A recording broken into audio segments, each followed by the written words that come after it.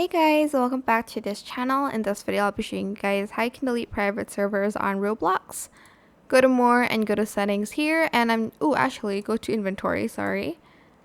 Go to your inventory and you're going to go to private servers and then go to my private servers and you're going to select the server.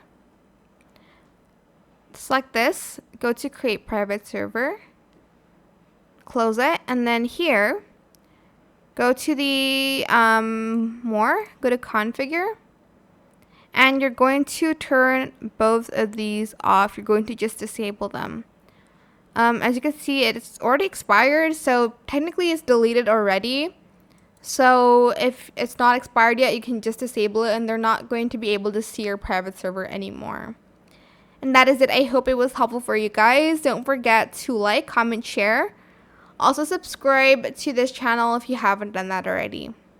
If you have any more questions about this video, just leave it in the comment section down below. I'll try my best to answer them all for you guys. And if you found this video helpful, please click the thanks button as well. That is it for this video. Thank you so much for watching. Bye!